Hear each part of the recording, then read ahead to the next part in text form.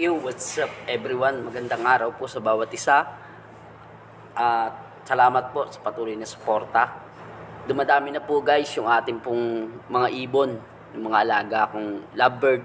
Dumadami na po guys. At dumadami na rin po yung aking mga followers at saka subscriber. Marami pong salamat sa inyong lahat guys sa patuloy niyo suporta. Hindi po ako magsasawang magpasalamat sa inyo. Tuloy-tuloy lang po. God bless. Panoodin natin to.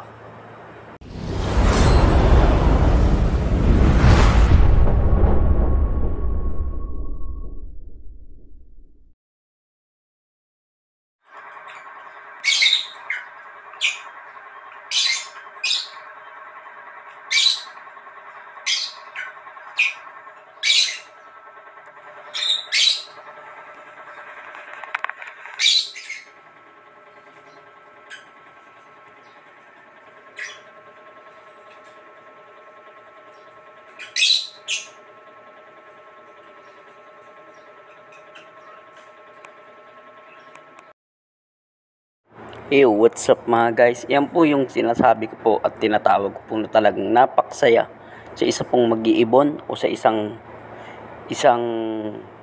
baguhan na mag-iibon, lalo na po sa mga baguhan na mag-iibon, napakasaya po pagka nakita nilang ganyan yung kanilang mga ibon.